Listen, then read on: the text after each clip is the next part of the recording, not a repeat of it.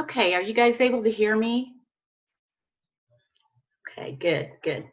That is good to know.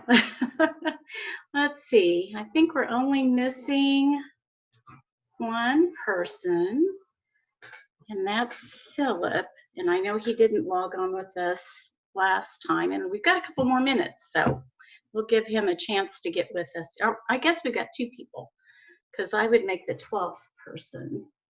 So let's see. Tiffany.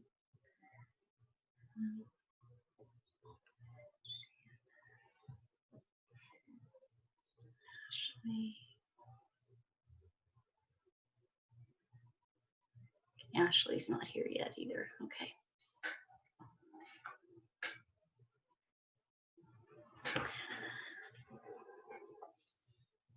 I'll just give you guys a little bit of time while we're waiting on them to be thinking a little bit. I asked you to watch the video from Joe Bowler, and I wanted to know what your takeaways were. So if you didn't jot that down, which is probably what I would have done because I've got a terrible memory anymore, but if you would just sort of think back on that and be prepared to share what your takeaway would be from watching that video.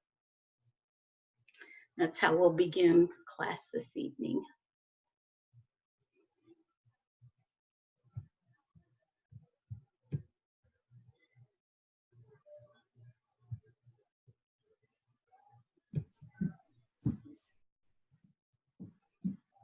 Why is it so dark?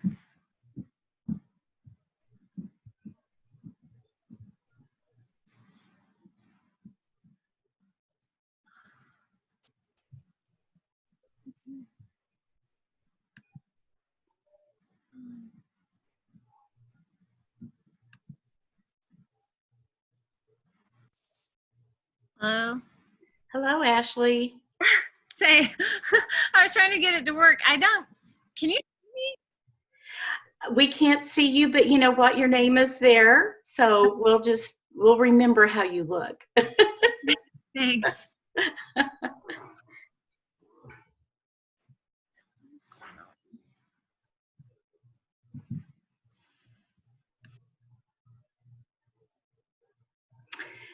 Ashley, I mentioned to the others about the video that I asked you to watch by Joe Bowler. And I asked you to be thinking of what your takeaway was from that. So we're going to begin with that if you want to sort of get that in mind so you can share that here in a few minutes. Okay.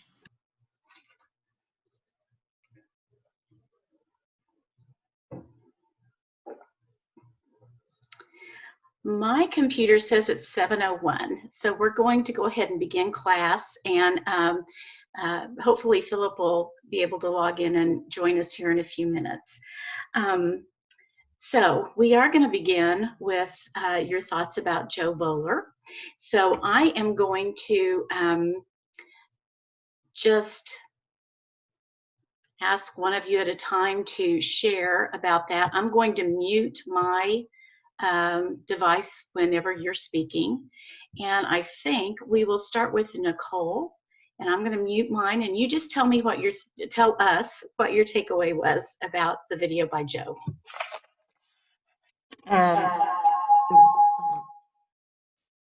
John's got to pause or mute his. I think my biggest takeaway with my notes, just that whole shifting the mindset of, oh, I'm not a math person. I know as soon as I signed up for stats class, Casey and John, I'm like, I'm definitely not a math person. This is going to be a struggle.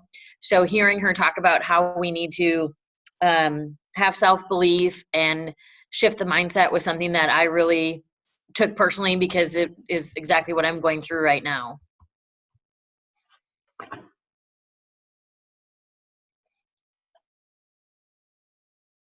That's it. Okay. Well, Nicole, I appreciate that. And I think that's a main message that she has for everyone. So I'm going to now mute myself, and we'll go on with, let's see, we'll have Jared speak next.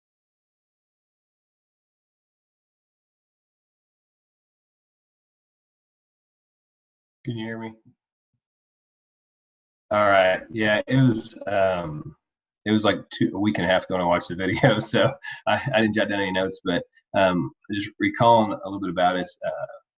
The main thing I took away was how we present information versus how it's uh, processed. An example, like I'm kind of going through the same thing in this class.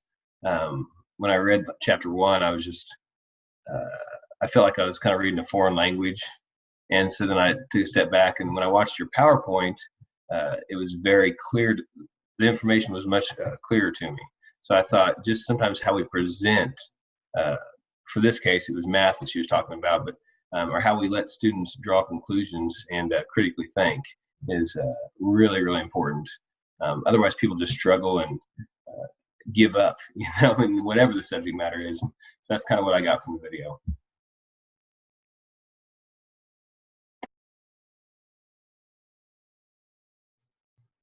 That's a good takeaway too. And as educators, no matter what our field is, like you said, she was talking about math, but it can be anything that we teach, whether we're teaching adults or younger people. So let's move next to Evan. We'll let him give us his takeaway.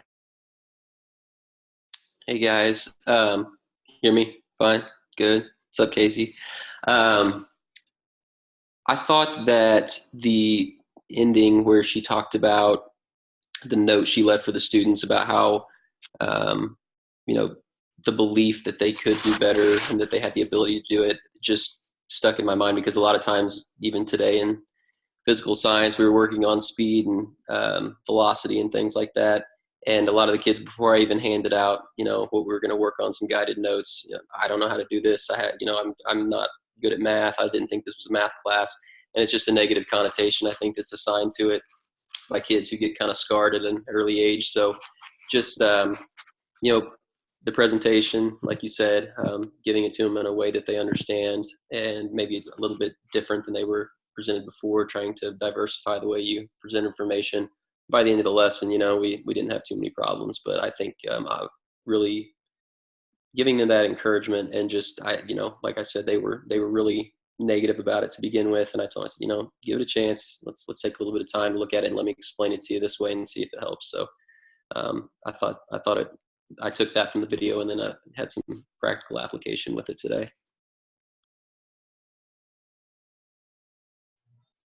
Okay, great.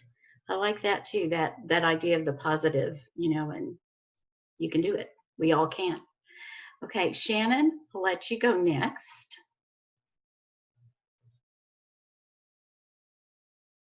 Okay, I took away from the video, I liked how she said maths all the time. That was the first thing I noticed.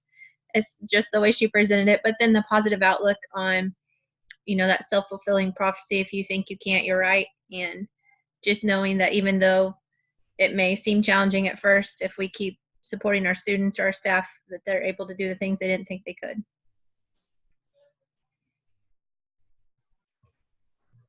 Good points. Very good points. And I like the way that you guys are applying these things to what's happening in your world. So excellent. Casey, will you share with us next? So my takeaway builds a lot on what everybody's been saying. I kind of took away that she talked a lot about a growth mindset, and I think she had one line in there that talked about, like, when you reach like a challenging point, and she was speaking about math, viewing that in a really positive way of, like, your brain is growing and you're gaining in power and stuff. And that line kind of hit me, because that's what we want for all of our kids in all of our classes, is we want them to be challenged. And when they hit that challenge, instead of like giving up or becoming discouraged, we want them to work through it and think critically and grow. And so it just was a good reminder to me that the best way to teach growth mindset is to model it, and to make sure that when I'm running into those things in my job, that my students can see me working through that instead of complaining or becoming discouraged or anything like that. Great. That's really good. As you were speaking about that, also the idea of modeling it for the students, that we go through that as well, it made me think, how many of you guys have read Chris Tovani's work? on reading and under, yes, okay. So for literature, that is one of her strategies, is she will go into like a biology classroom. She's an English teacher, or a chemistry classroom. She'll go into a classroom and help that teacher teach their students how to read that language, or that content. So like you were saying, Jared, as you were reading through the math's a foreign language, and reading math books, science books, they're not as narrative as a social studies book might be. They're more technical reading, and so it takes some different strategies and skills. But then for those of us who are used to that technical reading, other types of reading, we need a little bit of work with. And Chris Tavani goes through that. She will go in and have a section out of like a chemistry book, and she will read it aloud. And as she reads, she talks about what her metacognition is and makes notes and gives examples to students on how she's reading something that she doesn't understand, so that they get an idea from an expert about how to do that. And so that's something to take forward also when we're working with our staff or our students in the classroom, if we're giving a presentation, whatever it might be. So good. Okay, let's go next to Tiffany. If you would share your Okay. I hate to just restate what everybody has said, but at the beginning of her video, I think she said the phrase, "No one is a math person." Or maybe I read that in the book or something, but I thought, oh, I thought it was just me because I'm not a math person. Before I left the classroom, I was an English teacher, so I do better with words. But I liked her approach and her focus on the shift in mindset, because that's definitely what I need. And I like the focus on that, because as an instructional coach, then I can take that and that be the same focus with my teachers as well. So I really appreciated that. And I also appreciated that I read the book, then I watched your video, and they had graphs in the book. So it kind of, all different learning styles, it kind of helped me out. So. Okay, good. John, would you go next, please? Yeah. So there were a couple things that I took away. Everything that's been stated is obviously things that are great and kind of shifted my mind too. And kind of what Tiffany alluded to is, I think the statement that she opened with was, nobody was born with a math brain, which kind of hit me. And I was like, yeah, that's right. But when she talked about being a visual learner and framing questions in a different way, I just thought how powerful that could be with kids when you solicit answers and you expose different ways of thinking. Because a lot of times students, especially in math, think there's one way or one right answer. And then she compounded that with talking about positive reinforcement and how just setting that frame of mind, how far that goes. And I can apply that with talking to teachers as well. So that was something that I took away and really appreciated. Great. That's good. Ashley, let's let you tell us your takeaway now. Yes, ma'am. I thought it was interesting because everyone's pretty much talking about the mindset, and obviously you should have a positive mindset, which is what her focus was. But one part that I liked in the video was how she picked up on, it's very important as far as an assessment to pick up the cues that you're getting from students, to be aware whether they're actually understanding what you're presenting to them or not.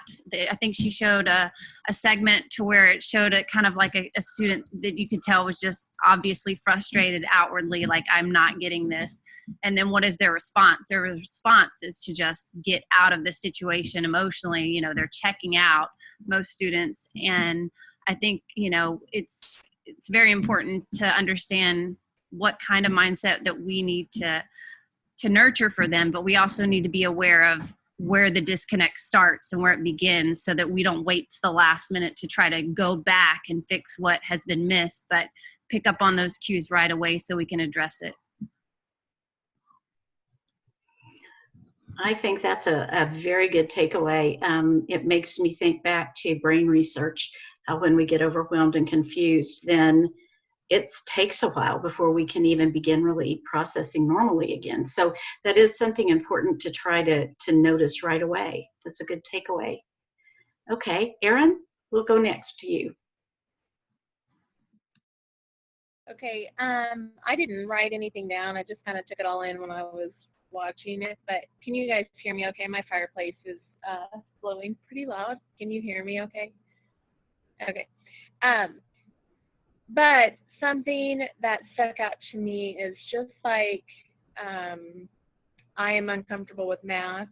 I need to remember that there are students who come to PE who are not comfortable with PE, and sometimes I forget that. I think that, I mean, we're just playing or whatever, learning skills, and that everybody's comfortable or everybody likes it. But I think that I can take that also when I become an administrator, that everyone has their thing that they're strong at, and everyone has their things that are very overwhelming and can cause anxiety and stress. So just like, I mean, I agree with what everybody has said, but I also feel like I need to remember that not everybody's comfortable with things that I'm comfortable with. So That's a good point too, Erin. As you said that, you made me think of a former student in the doctoral program. She's an administrator, and she said that one of the most important things she learned was that she could call on other people to step up in the areas where she had weaker areas and ask them to take on those tasks. And I follow her on Facebook. We're friends on Facebook, and she mentioned just the other day that same thing. And she's a mom of 6 kids and an administrator and a busy lady. And I think, you know, she's used that that understanding very well to handle such a big life, because she calls on others to help her and doesn't feel like she has to just be good at everything herself. You know, of course, we want to build as much as we can, build up our weaknesses, but as an administrator, you don't have to do everything. You can call on others. So that's a very good point to keep in mind. Bo, we'll let you finish up here. All right, so my elementary teacher brain went with growth mindset and everything I've learned about the brain and how we perceive things, and it's all about our mindset. So that was my main takeaway. And in the video, there were 3 images of different shapes, and I really like this example of growth. And each educator in this example was seeing this shape in a different way. And that's exactly what math is to me. I let my students choose how they perceive math, and if they want to make 10, if they want to break apart the number to make 5 to make 10, or, you know, whatever it is. I do not dictate how their brain works. I just give them a lot of different strategies. So that was really cool to see teachers doing it, but 2 people actually cried. And I see that all the time in my students too, because kids will cry. And they'll cry when they're happy too. And so this was a happy cry because this teacher actually discovered an algorithm for the 3rd figure, which is incredible. I don't think I could do that, but she didn't either. And so it was just so powerful to see that growth mindset is such a real thing. And I preach it to my 6 and 7-year-olds, but for adults, sometimes it's harder even for us to be believers of growth mindset. So that was my main takeaway.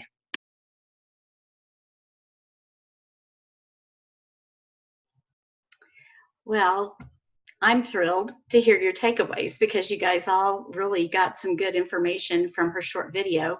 The PowerPoint that I sent you was quite a bit longer, and I bet you didn't take away nearly as much stuff.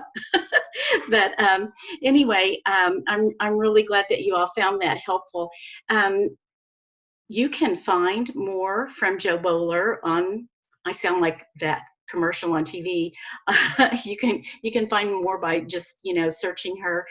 She is at Stanford, and I think I mentioned to you before, she is a colleague of Carol Dweck, and they work together sometimes too. And so if you have anybody who comes to you talking about concerns about math, or even math teachers who would like some new strategies in elementary teachers teach so many subject areas, and it's always nice to have a lot of resources. They have some great resources.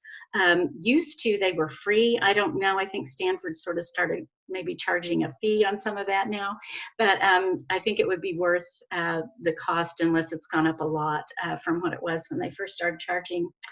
But I'm not really doing a commercial for her. It's just nice when you find good, solid resources to use. And I like the way that she's either from England or Australia, and I don't remember which, but those folks call it maths.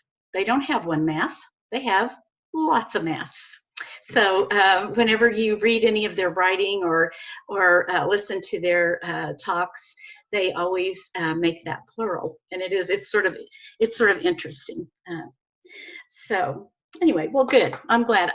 One of the things I may have told you, I was fortunate to see her at a conference, and we got to visit. And one of the things that I just appreciated that she discussed is that this technical subject matter of mathematics or science, or now that we do so much technical based work, that type of writing and thinking is not a quick process, and it takes some time. And you may be math people may work with certain problems or sets of numbers or something like that often enough that they can call them to mind really quick, like square roots or squares or things like that.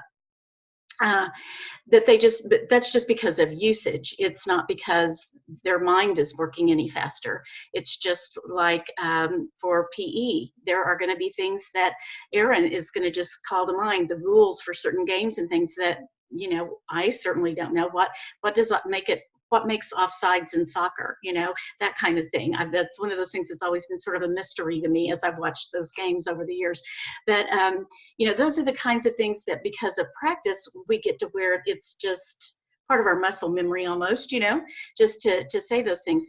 But the idea of mathematicians having something special in their brain, being able to process and do all that, is not really a true thing. And that's one of the things that she's trying to overcome, is that idea that some people are math people, they have the math gene, something like that. She's like, nope, we're all the same. We all have to strive and struggle. It takes us a while to process this. And even the great mathematicians, and she puts up several pictures of several mathematicians, and she says, all of these people read their text more slowly, ponder their problems, and take their time. So math is not necessarily fast because you know more math or because you like it. It still is something that takes some time. And it's going to be the same with our statistics, even though a lot of what we do isn't very difficult as far as the computations might come. Sometimes just the organization of it all, because it becomes complicated and cumbersome. You have to learn how to organize those things in a way that you can go back and read your own writing, check your work to see if where you've made an error, if there's been an error made. And if you think about any large task, any complex task that you're involved in, no matter what type of task it is, you have to figure out a way to organize things and make it manageable. And for those of you, you're all working on your advanced degrees, and most everything you do is going to be like that. So this is just giving you some strategies for that type of thing as well. So I think maybe, Philip, is that you? Yes. Good. Welcome. We have just been sharing the takeaways from the Joe Boller video. Did you have a chance to view that? Yes, I did over the weekend. Okay. Would you like to tell us something maybe that was a takeaway for you from that video? Well, just the way that they approach the whole opinion of the approach over math. You're talking about the math video. I'm sorry. Could you speak a little bit louder for us?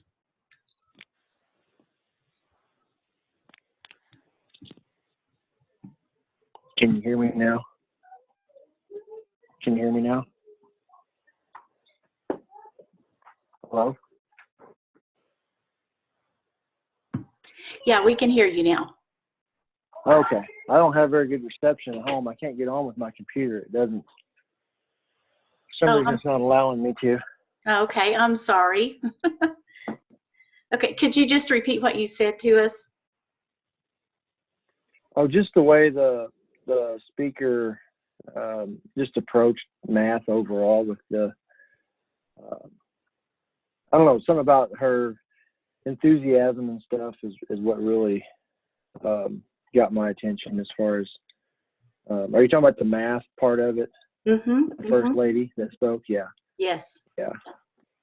Yes, absolutely. Yeah, she is a math professor and an advocate for math and for helping people understand that we're all capable, just like any other subject. Some of us are going to take to it and like it better, and maybe partly because either we like it better because we understand it, or we understand it because we like it better. I don't know which one comes first, maybe a little bit of both.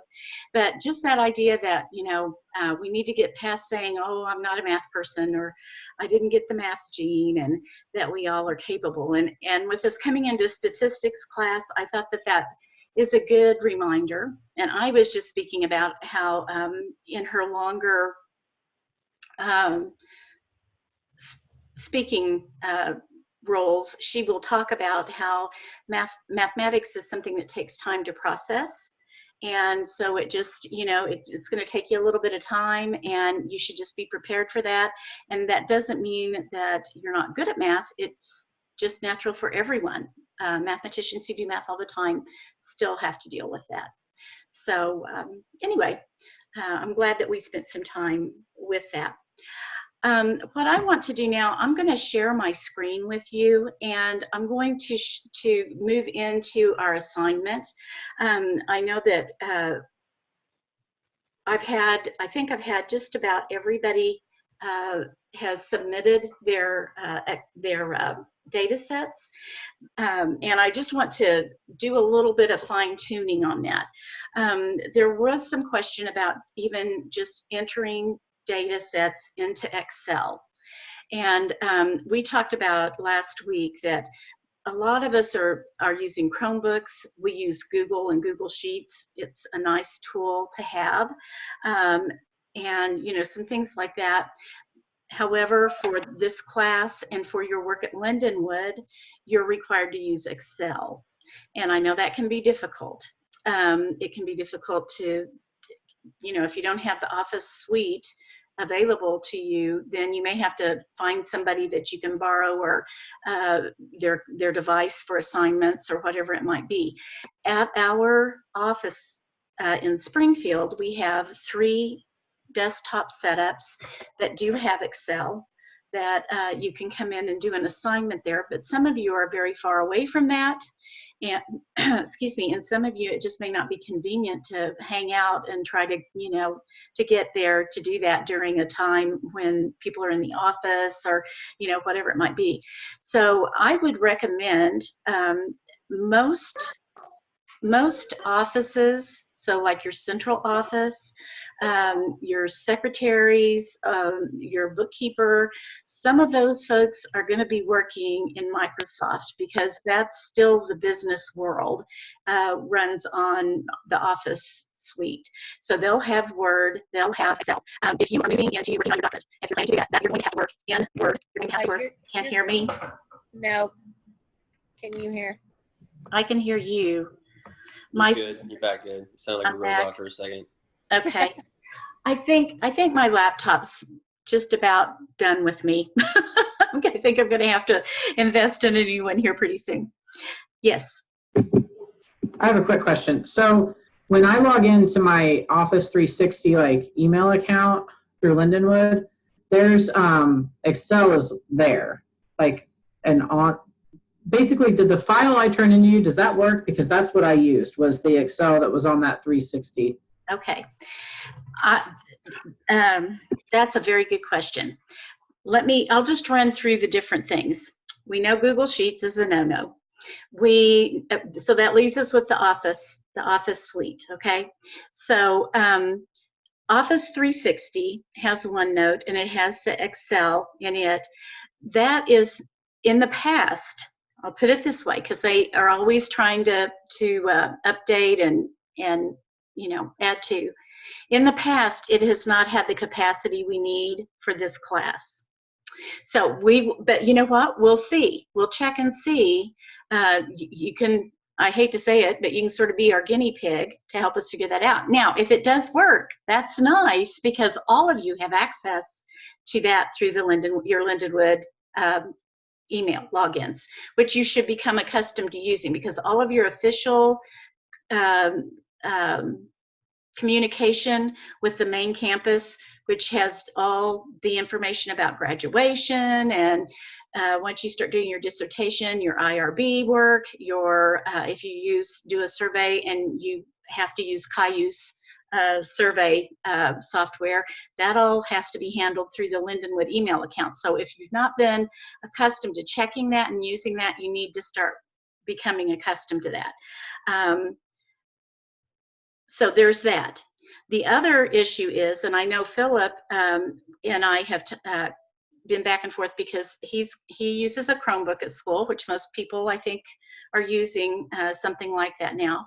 And so he was able to find a Mac book that he had in the past, and Excel is on it. Unless that has been changed and updated, there is an app that we're going to add on to Excel that is, I don't know that we can even put it on the Mac version of Excel. So you really do need to have access to, as far as I know at this point, you need to have access to the full product. Casey, if we are able to put this app on the 360, the Excel and the 360, then it will have the full capacity and we'll be able to use that. So that'll be the thing that we're going to have to figure out. Okay. Now, when you send me just a spreadsheet, that's fine, because what I have done, I'll show you real quick what I've done. Let's see if I can share this. Let me go to share. And that's the example. I want to get that out of the way.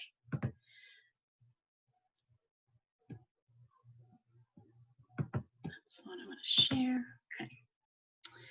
Okay. Somebody tell me, are you guys, well, there you are now. Can you see my spreadsheet? It's popped up.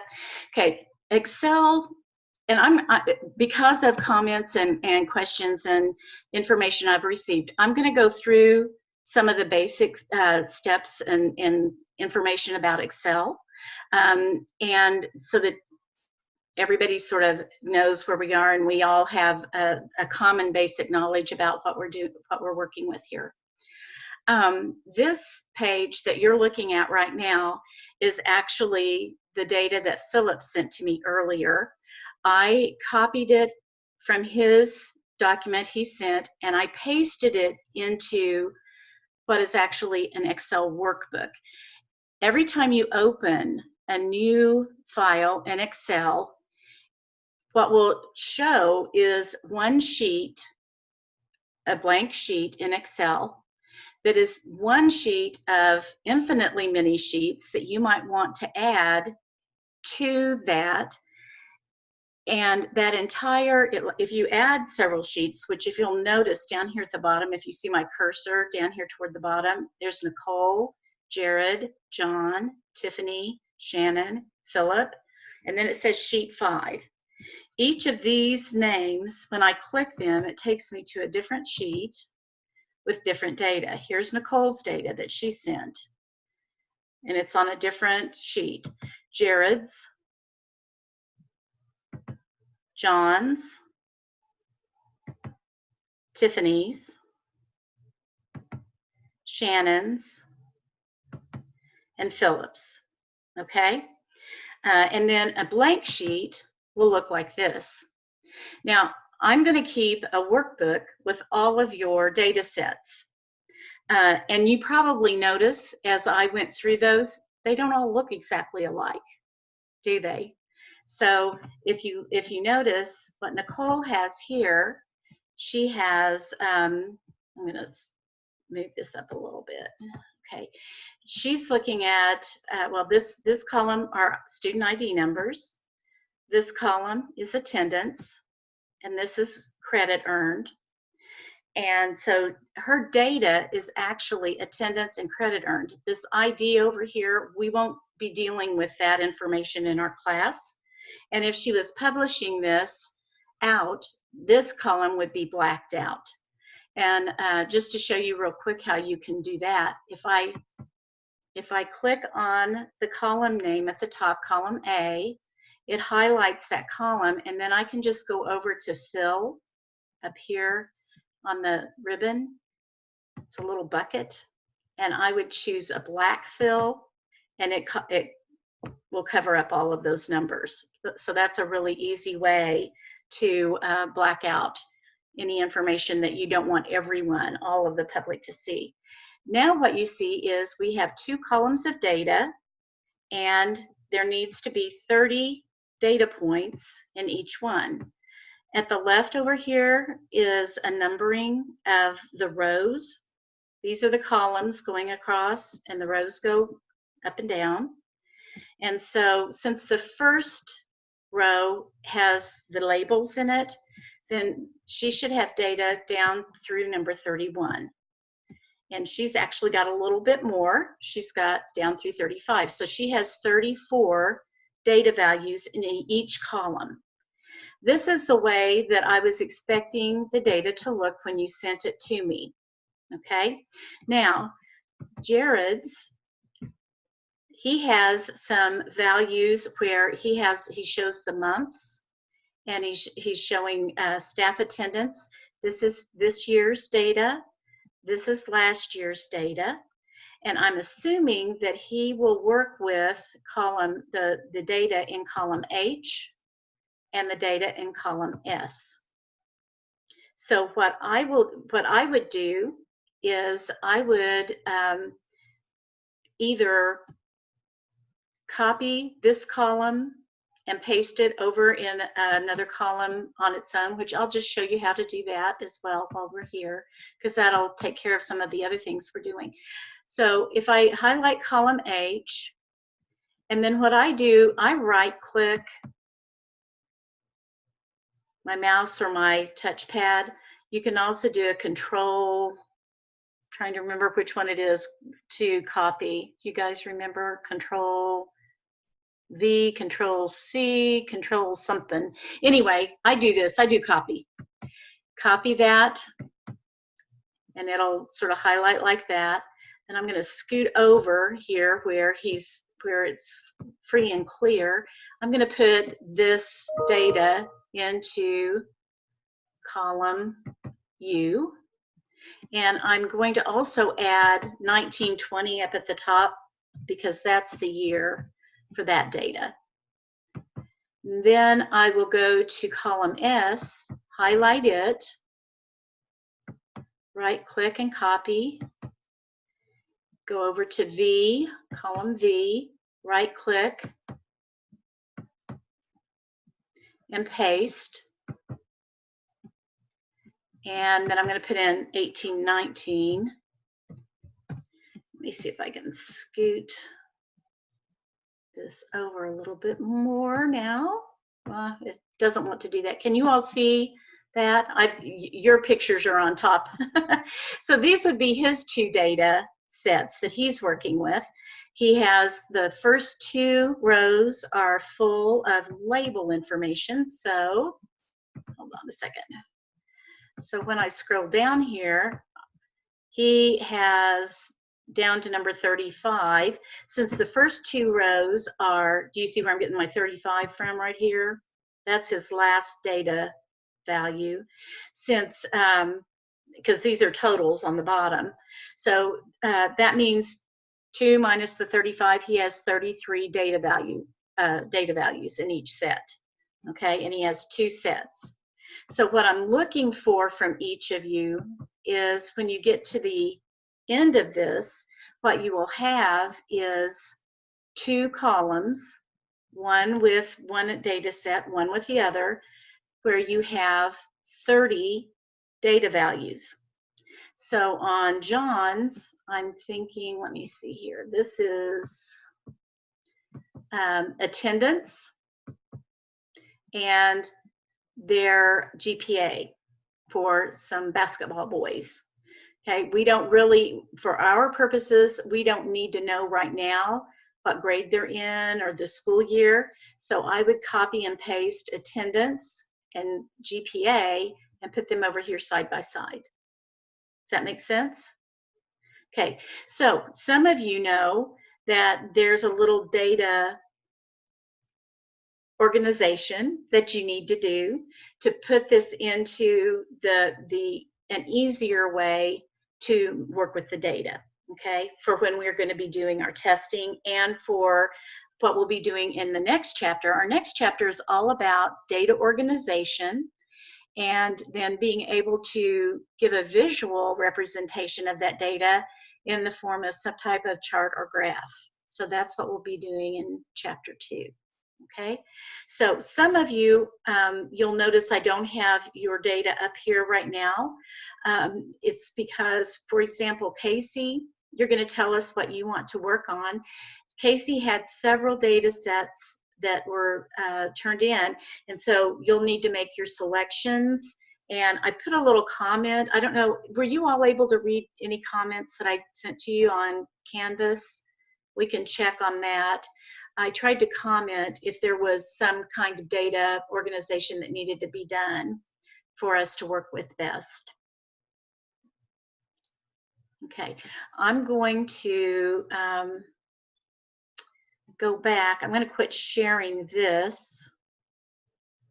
And let's see here. Stop share, there it is. So I can see everybody again. Okay, so having looked at that, I know that some of you are going to have some questions, and we can, I'm willing for us to have a conversation about those questions all together, or if you prefer for us to email or have a phone call or something like that to sort of, you know, finalize exactly what data you want to work with, we can do that as well. Okay, so what I would like to do, what I would like to do first, though, is for us to go through the presentation. I say presentation, but I'd like you to discuss and talk about the data that you selected and those questions that I had for you, along with you know, submitting the data sets. I wanted you to tell us what your data represent, what types of data are represented as far as what our chapter 1 told us about types of data, what the level of measurement would be for the data sets, and they might be different. And then I would like to know why, we would like to know why you selected the data that you chose. Okay, so does anybody want to volunteer to go first? Okay, John and Jared both had their hands up, so I'm going to let John go first, and then we'll listen to Jared's. Okay, so we'll start with John.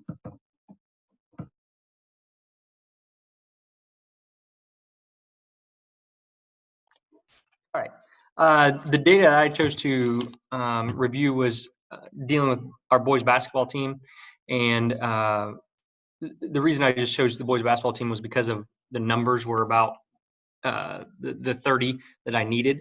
but really would kind of like to see activities in athletics in general. One of the big pushes in our district is participation in a club or activity. So I wanted to start to just kind of peek into how attendance, look at the attendance of those students, because one of the things that we struggle with at Parkview is our daily attendance. So looking at attendance and how that impacted their GPA, and compare that to students that possibly were not involved in the sport was kind of my thinking in picking that data set. In regard to some specific questions with the data, the data sets that I chose, I believe, are quantitative as they can be measured.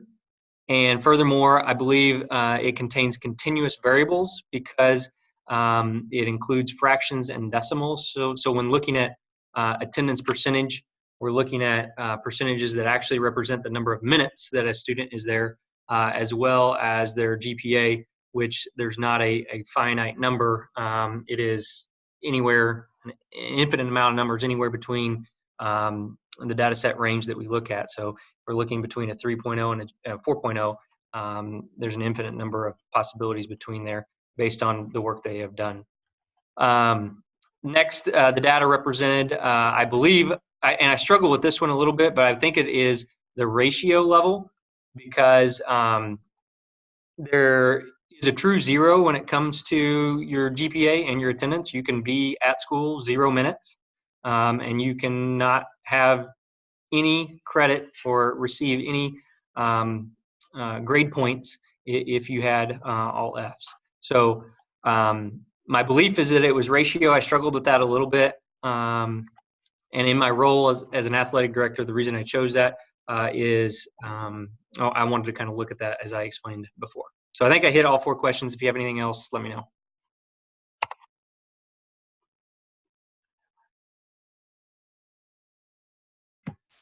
I think you hit all 4 questions and your answers. I would agree with you. One of the things that's nice about this type of process is as you present, you get to explain why you chose the level of measurement that you did and so on. And your explanations are correct. Does anybody have questions for John?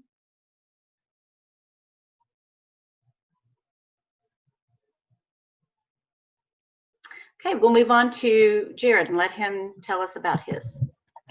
Okay, I chose similar. I chose attendance, but I chose staff attendance.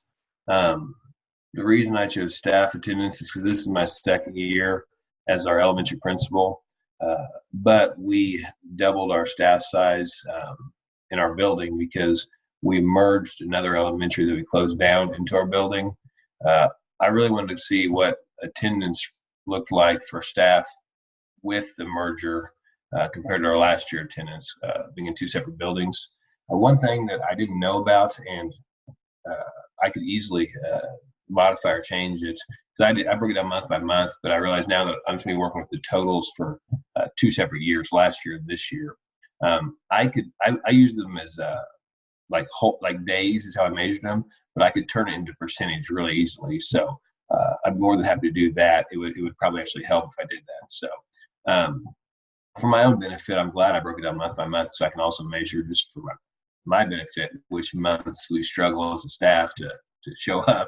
So, but a lot like John's there, when it comes to the staff attendance, and once I turn it into percentages, it's quantitative as well. Same thing. And the level of measurement, I believe, is a ratio measurement.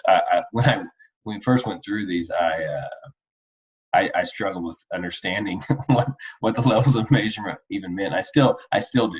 I'm still going to need a lot of clarifications as we go through the class, and I have to revisit all the PowerPoints. But yeah, that's the reason why I chose that. I thought about doing student attendance, but I didn't know what I'd do with that data. I'm actually going to go back 3 years. It was kind of a pain to find it. I just don't have access to 3 years ago because I wasn't the administrator at the time. So I'm working with my IT guy on that. But the numbers from my people, these are all the teachers and paraprofessionals in our building is going to be the attendance for. So that's why I chose this information, because I actually wanted to utilize it and use it for my own personal benefit as administrator. So yeah, that's mine. Any questions for Jared from any of you guys? Do you want me to, and I'd be happy to, but do you want me to break that down to percentages for the class, like for this? I think when it comes to analyzing the data, that you will have more robust statistical analysis that way. If you leave it by day, if you leave it in that term, then those are discrete data, because you know, and if you can get to some type of representation that is continuous, like the percentage, then you have more robust tools to use.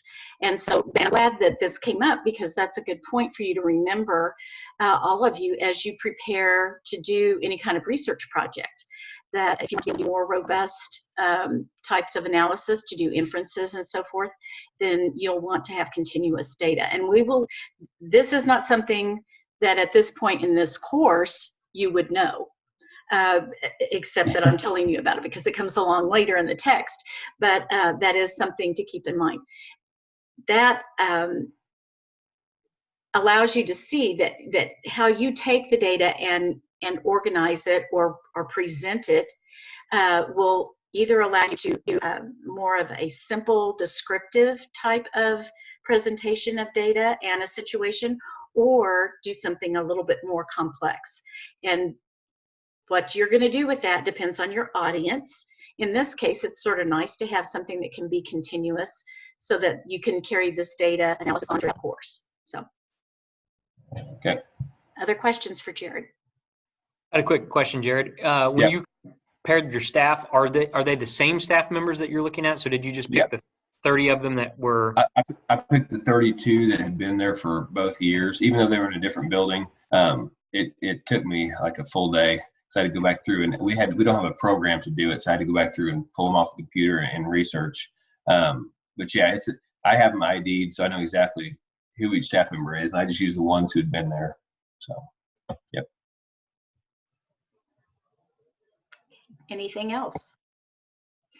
Another term that these guys used is the term paired, and having paired data allows us to do some types of measures that we can't do if we don't have paired data. Okay, Evan, would you like to go next? You're stretching.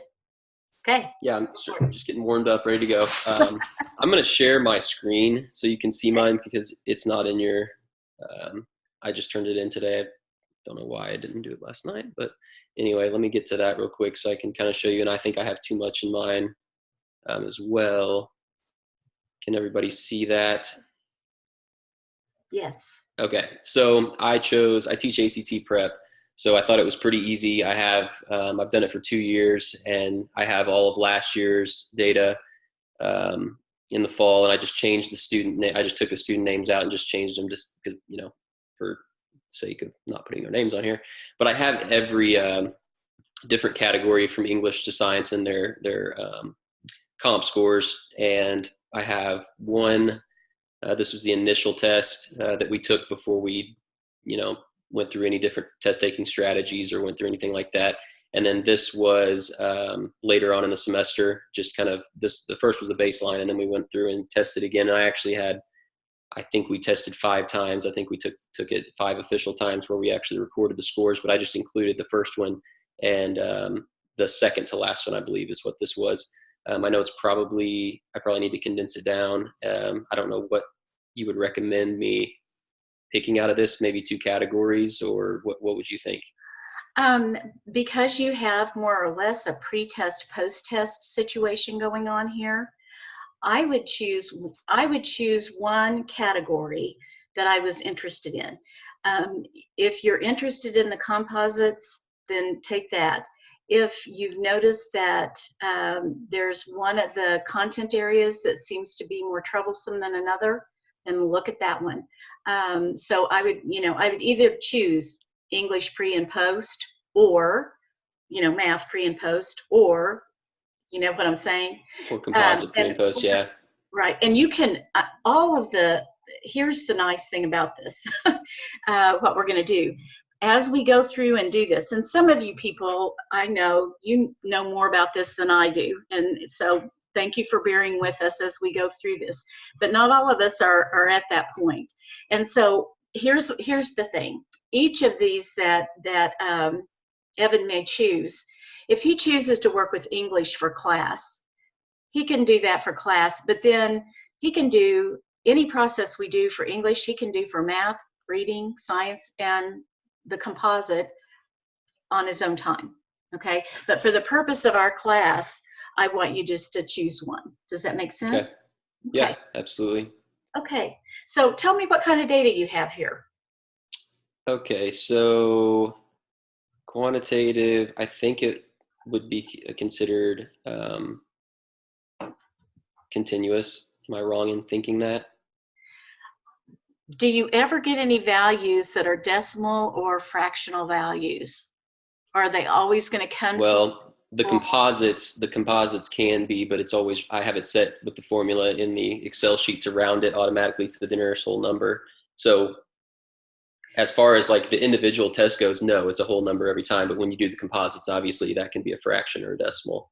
Okay, so if with that information, the way that that's reported to you, to be able to go further with the data in the course, I would choose the composites, and I would reset my, this is one of the things that you can do. If you're not familiar with Excel, you can set how many decimal values you will allow the values to go. And you can round it wherever you want to. I would let it round. I would set it for two decimals. Two is what it initially was, and I changed the settings to where it rounded to 0. So I'll change that back. Okay, once you know your way around in Excel, changing that type of thing is not difficult to do. No, I'm pretty familiar with it. I've used it frequently. I'm sure that you are. I have a feeling there are some of us that aren't as familiar, and so we will, as we go through, we'll spend some time doing that kind of thing so that you can become familiar with the tool, and because it's a pretty neat tool to use for lots of different things once you figure out, some of the pieces to it. So yeah, I think, and then the last piece of that, I'm fairly certain be considered interval level of measurement. Because there's no true zero. Right. Mm-hmm. Yes. Okay. And I'm assuming, well, you already told us you're interested in this because you are the ACT instructor and you sort of want to see what's happening with all that. Right. Those strategies that you're teaching them. Great. Okay, good. Let's see, Philip, we'll let you go next, and then Nicole, you'll be after him, okay?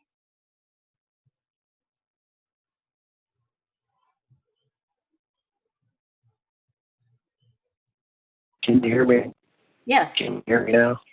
I think I muted myself because I've got 6 kids running around, so it's a little distracting. The data I used the second time around, because I made the first one a little more complicated than it should have been.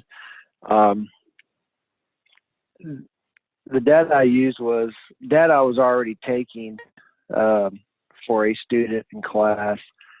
I teach ID and autism, or autistic students, grades 9 and 10 at Waynesville High School. And, I have a particular student who's on medication, and they changed the medication. They're still playing around with the medication, so I keep up with how this particular student focuses. Is this student distracting other students? Is student, unfocused? Is the student turning in assignments on time? Which can be a little tricky because when I have the same students all day, they're on extended time. So this particular student, with my data, and I don't have it here in front of me. I can't see anything right now. I don't know if the Chromebook is blocking the meeting as far as the video part of it. So I'm on my cell phone now. But I took math and communication arts, and what I did was I went through the whole first semester of each assignment that I assigned to this particular student, and did the student turn it in on time with an honest effort. So I put the percentages down, and I think in the left column was math, and the right column was communication arts. And I just took, exactly 30 assignments for each subject, and then I went through and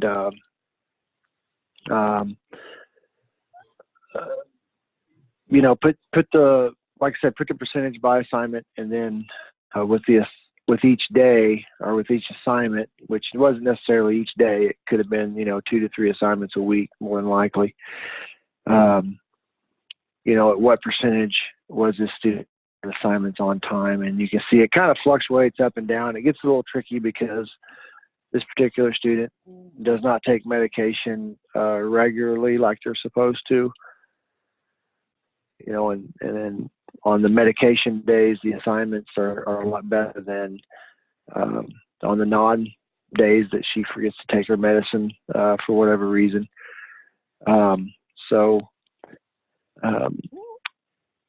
Obviously in the beginning, which would be toward the top, the first part of school, a lot of students are turning in work, at a good pace, but as we get further into the semester, you have your ups and downs. So, and I use that data for IEP goal.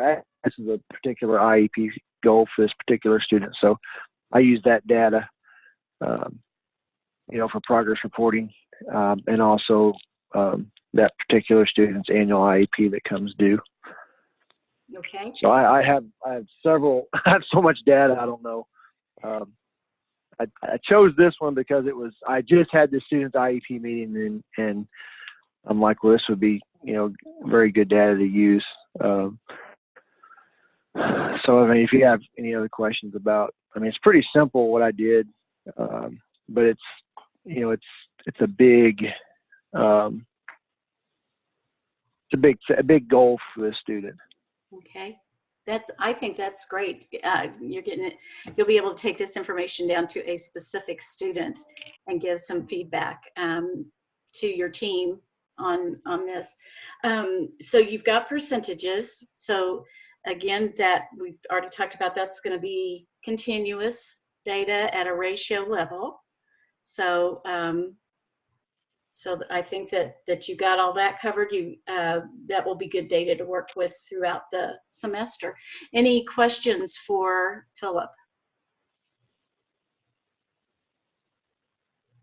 Okay, Nicole, we'll let you present yours.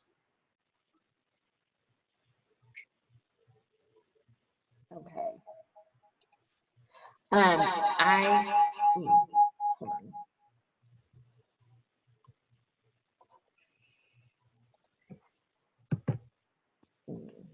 Okay, can you guys hear me? Okay. So I looked at our freshmen who had attendance between 60 and 85% and their credits earned the first semester.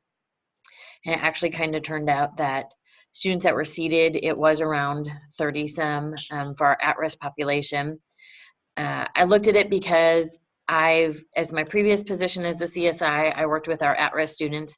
And then I'm also part of our alternative redesign committee. We're looking at the alternative programs we have in Springfield and what can we do to identify our credit deficient students earlier. We have MOOP their senior year, but we are really trying to find ways to reach our students and identify them a lot sooner than their senior year. We have credit recovery and credit acquisition, but we have some freshmen that have earned 0 credits or 1 credit in their first semester. And if they continue on that path, they are going to be not able to graduate. So that was kind of my reasoning to use this data.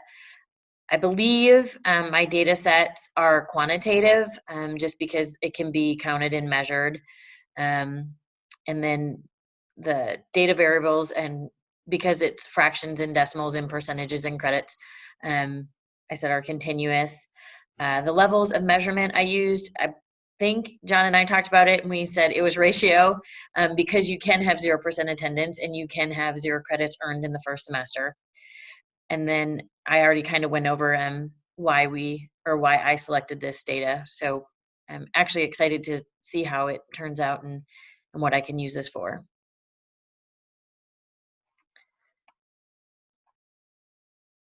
Can't hear her. Any questions for Nicole from the group? Okay, good deal. All right, anybody want to volunteer to go next? Okay, we'll do Bo, then Christy, or I'm sorry, Casey. Hey there. So first of all, I'm going to apologize because I sent you a Google Sheet. That's just what I am used to. Currently, that's just how we do a lot of data sharing in my district.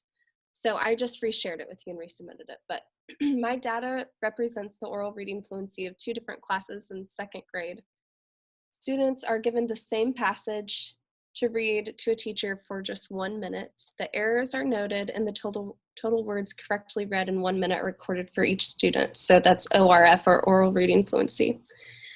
According to chapter 1, this is quantitative variables. It can be counted and measured, and discrete variables can be assigned values 0, 1, 2, 3. So it could be 0. It has been before, which, that's unfortunate in 2nd grade. But my data is a ratio level, and it can have a true 0 again. I selected this data because I'm really passionate about literacy in my students. I have 8 diagnosed dyslexic kids out of my 26.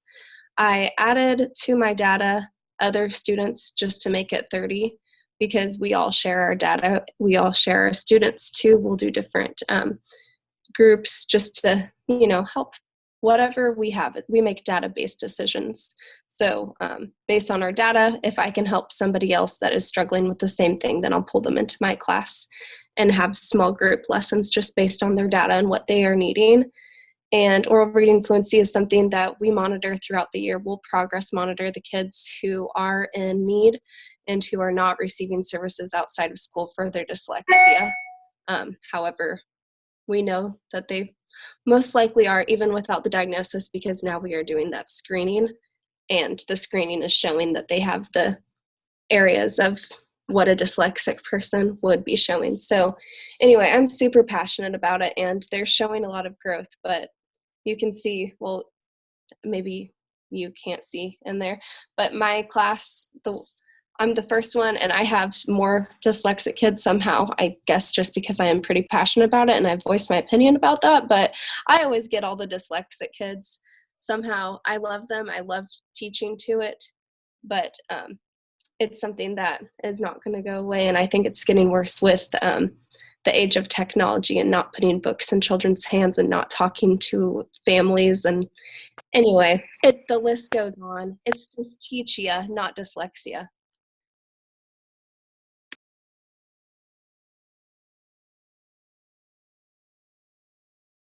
In the wrong place. Okay, I always go to the wrong place to try to turn on my mic. I appreciate your passion. I was a high school math teacher, but when I became assistant superintendent for curriculum and instruction, I had to learn a lot about reading, and I recognize how important it is. Some of those students that Nicole's following right now, in the high school, that it's because they've missed some places. They've got holes in their reading foundation, and so that's so important. And I appreciate that you guys are doing things data-based, decision-making on reaching those students, and I'm glad you're passionate about it. That's what we need exactly for those kiddos. So. And you have measured, or you have identified your data properly also. Any questions for Bo? Okay. All right, Casey, we'll let you be next. All right. I have some data organization to do. I'm sorry about sending you like 9 sets of data. We have this big project we're working on. where we are trying to identify at-risk students at an earlier age, kind of like what Nicole was talking about that they're doing. And so we have identified several different factors that we feel play into that. And so right now we're analyzing trends. And so I was waffling and I couldn't decide what to send you. And so then I sent it all, and that was a mistake. But I think what I'm going to do is I took my cohort from last year, my seniors that graduated last year. And for the class, I think I'm going to take their freshman year attendance and I'm going to compare that with credits. And then I can just continue to extrapolate that up with their sophomore, junior, and senior year for the work that I'm doing at school. But I'll just stick to the freshman year and how many credits they earned to begin that process.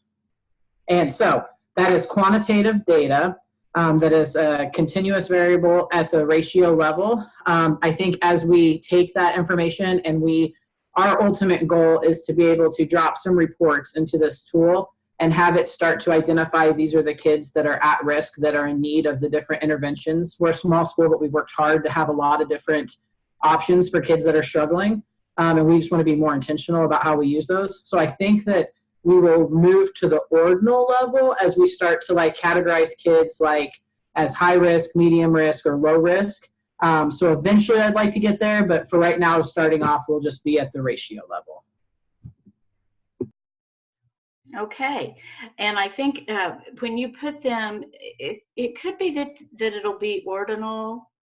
Yeah, I think so. It won't just be nominal because you'll have a hierarchy there. So yeah, perfect.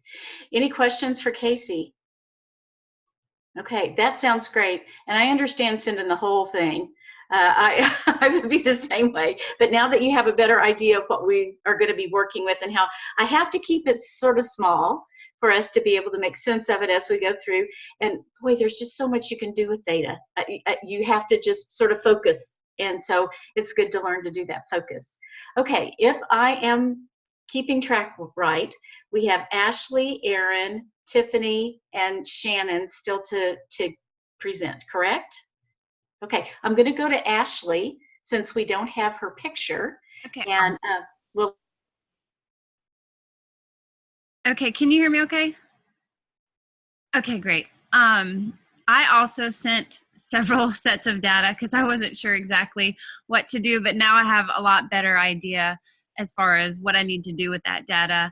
The data that I chose, I actually have access to a lot of data just because my administrators are very supportive, and plus I was on the leadership team, and but now I switched to the climate team because that's really my passion. I think as a leader, it's really important for people to want to be where they're supposed to be, and so my passion is to basically establish an atmosphere to where the students and the staff actually want to be there, because nobody's going to learn if nobody's there. So with that being said, one of the sets of data that I chose to pick was student referrals, like office referrals as far as behavioral issues. And I kind of troubleshooted myself as far as what I was doing wrong as I worked on it. At first, in my mind, I was thinking, okay, well, I need 30 sets of data points. And so at first I'm thinking, oh, well, I'll do it by month. And then all of a sudden, when I started collecting the data, I realized, wait, no, I can't do that because we miss snow days, we miss holidays, so I can't do it by month. So I basically had to start, let me see where I started. I started in November and basically started taking the office referrals. And at first when I submitted my data, I submitted all 60 points of data in the same, I don't know how I'd say, the same computation. And then I realized, oh, wait, I shouldn't do that after I've seen how you would like it set up. I know how I need to separate it. So I'll separate it with 30 days and another 30 days by the day of the week. For my data, as far as how it's classified, mine is pretty similar to basically everybody else's. It's quantitative data. It would be considered percentage continuous at the ratio level because it can have a 0, because you can have 0 office referrals. It would, and this is what, as far as my notes I took, I could be wrong because like I heard someone else say they weren't quite sure as far as the ratio level, but some of these I'm not sure of, so you can correct me if I'm wrong. But I thought that my I would like to do the descriptive. It would be considered descriptive because I would like to observe the collection, organization, summarization, and the presentation of the data. That's what I want to focus on. I believe it is a systematic method, meaning it's systematic as far as I'm looking at days of the week that I'm comparing, and it would be considered continuous data, quantitative, and it would be considered an observational study.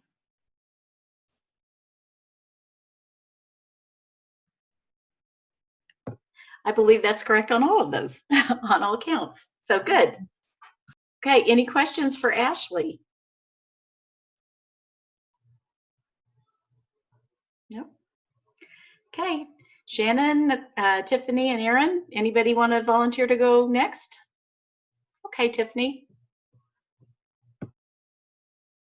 Okay, can you hear me? Yep. Okay.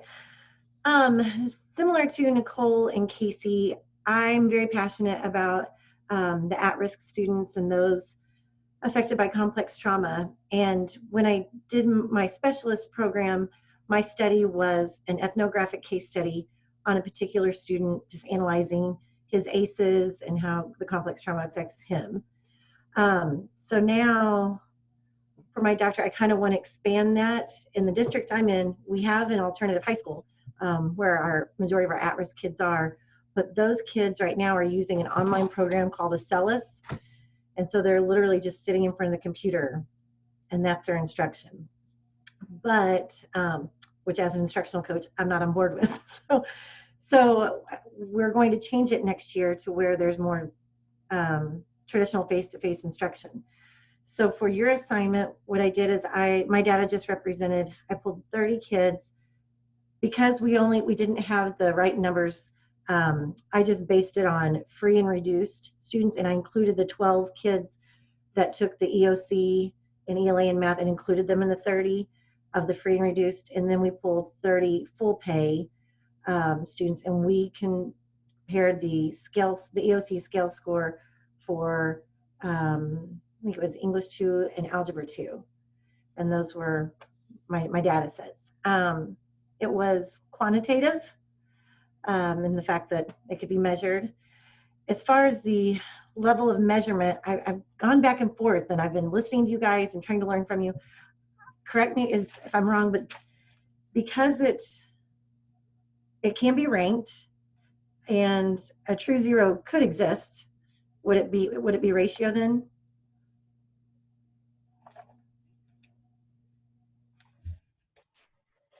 Oops, I'm sorry. Sorry. Yes, it can be ranked. And I think this is one of those situations where you can, as the researcher, you can define that you're going to consider that there could be a true zero. You may need to define that, because when you look at scale scores, if you look at DESE's definition on the scale scores, they may not show that range. Do you know what I mean?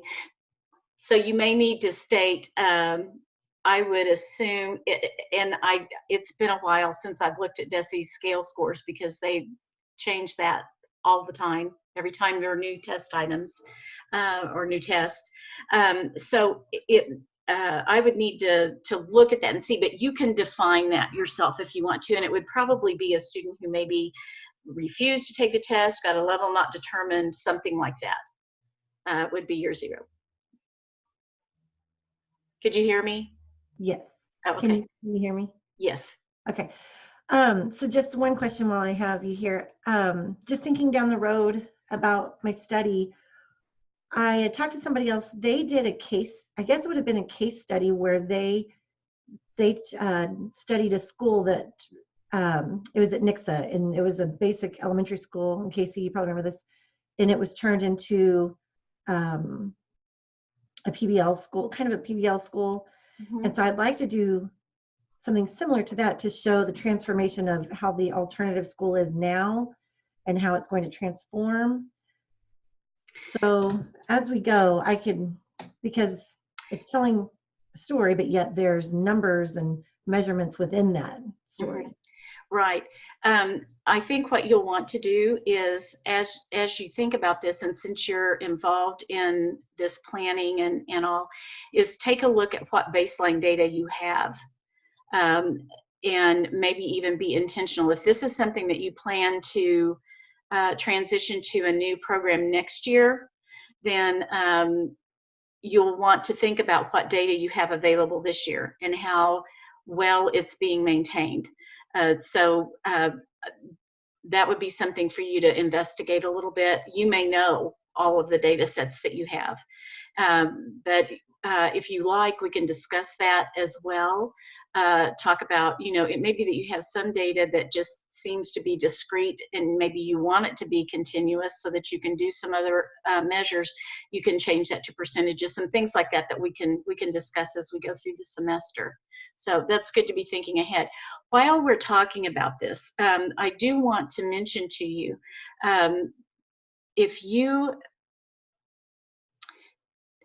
when you are working on your dissertation, a lot of times when we do research prior to that doctoral level, we just ask, to use data, and we're granted that right. Through the university, if you're working on your doctorate, you have to have the IRB approval, and so that is that's something that you have to get through the university before you collect any data and analyze it. So I always am cautious to let, especially the folks who are in the doctoral program currently, as we go through this course, and I'm saying, bring some data that you're interested in. Don't bring the data that you plan to analyze for your dissertation, because if you do, then you won't be able to use it for your dissertation. Does that make sense? So I want you guys to be aware of that as you go too. Those are good questions on your part there, Tiffany. Anything else? Any questions for Tiffany? I think that's great. And here we are. Everything's online. And I'm a face-to-face kind of teacher. I've always taught that way. I mean, we didn't have this kind of stuff available when I was in the classroom. So I'm trying to learn and use good strategies. At least it's synchronous. It's not an asynchronous, not always. This part, I want to hear a lot from you all. That's why I'm having you do so much, and I'm doing the video part. Well, I say video, the PowerPoint with the voice, and I may do some video as we go. But anyway, I appreciate that. I think it's good to have some real face-to-face interaction for the classroom. Okay, I'm going to mute, and Shannon or Erin, who wants to go next? Shannon? Okay.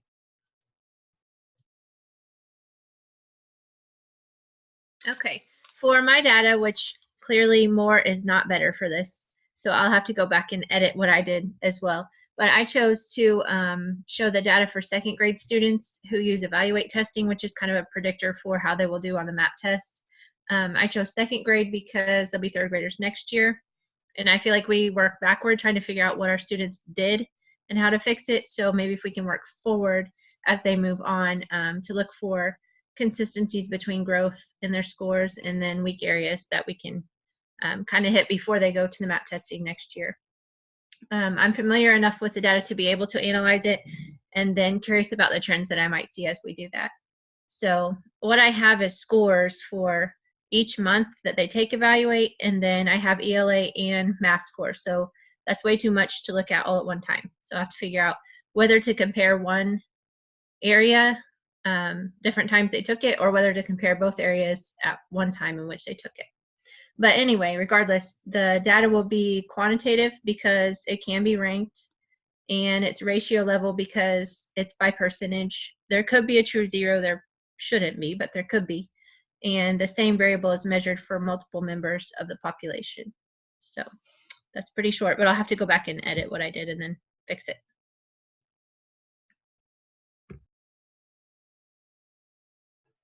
That sounds good, and I like that you're looking at your benchmark data and checking to see what's happening, looking for those trends. Any questions for Shannon about her data? Okay, Erin, you're up next.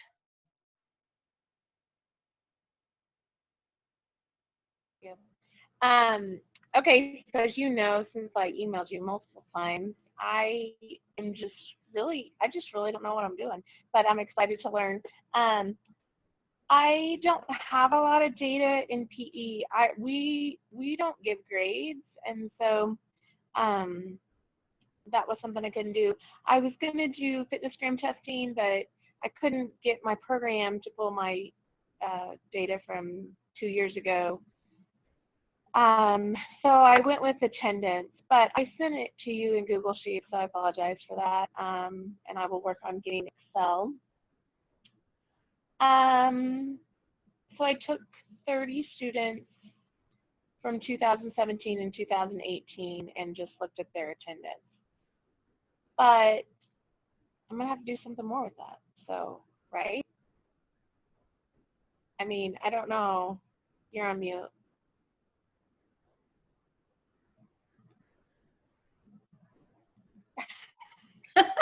I'm going to get this down one of these days. We will be doing more with all of this, and with looking at attendance, if it's in percentages, then you have ratio data that you can look at. You've got continuous data. It's quantitative, of course, and so that's good data to look at. You will just be, if it's paired data, if it's attendance from the same student from one year to the next, then you can maybe draw some conclusions about that. It just sort of depends on why you want to look at that specific data. So if you had 30 of the same students, let's say you had freshmen and sophomores, and you're thinking, okay, for PE, what's happening? Are freshmen more likely to have better attendance than sophomores do, or something like that? So that would be the kinds of questions you might be thinking of. So on your data? I mean, mine were 4th and 5th graders. So oh, okay. I don't know. I may have to just try to figure out how to get my FitnessGram scores, because I mean that would be good for me. That would be fine. I think what you might want to do is maybe visit with your principal and say, this is something that I have to do. I need 30 data values, 2 sets of data, something about them that how they might influence one another, or there might be some changes or something. Your principal probably has a whole bunch of stuff that they would like for you to do. So, and it may be that they can help you come up with data that is specific to your assignment as well, that you've just not thought about, that maybe they have access to that data that you don't have. And so they might be able to help you out with that.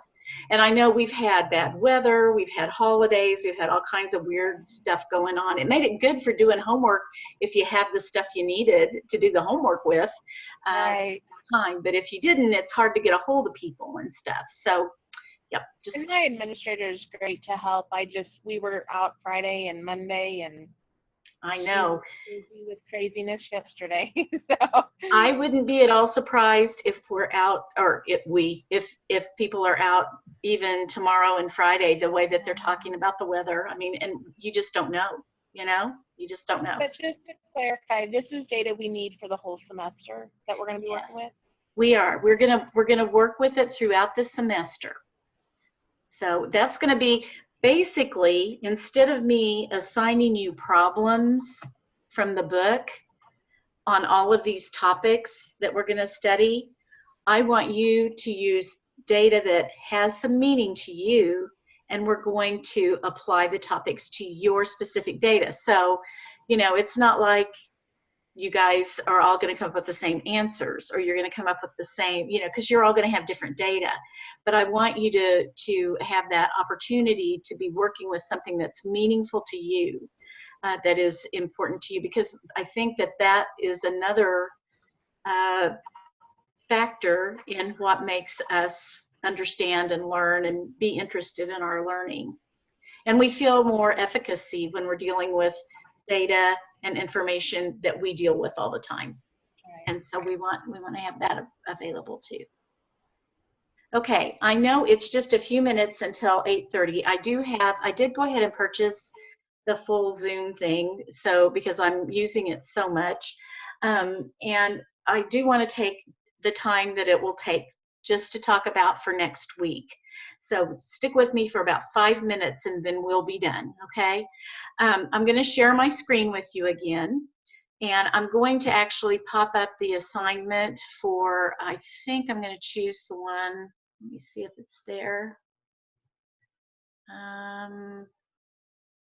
I may need to pull it up. Let me pull it up. Oh, there it is. Okay.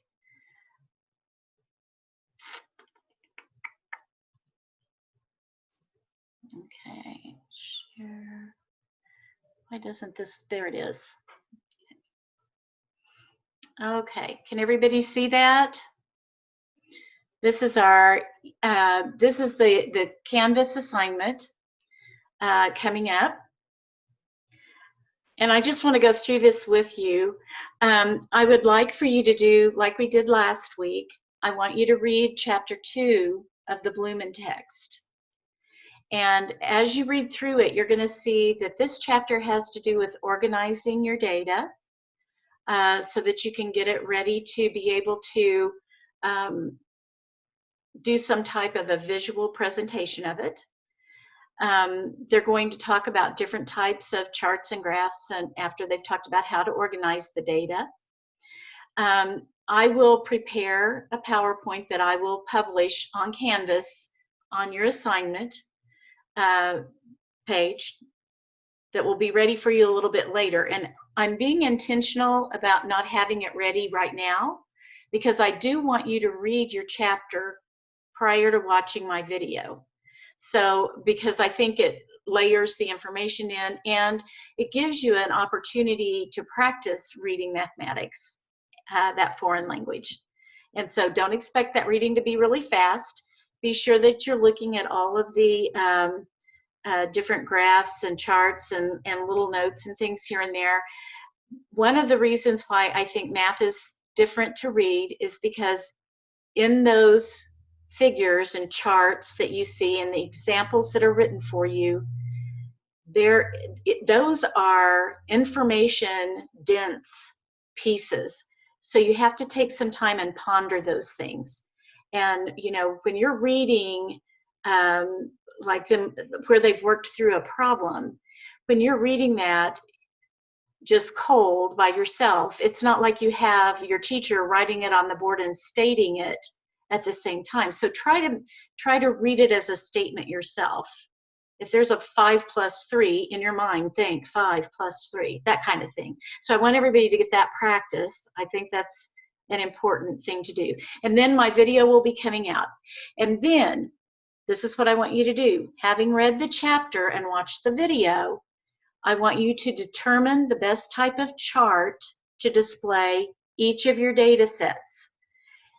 And I have put, you may choose different types of charts for each data set. The reason I did that is sometimes we're not looking at percentage and percentage. For example, percentage and GPA. Those you may want to present those on 2 different types of charts in some way. And then be prepared to explain why you chose what you chose.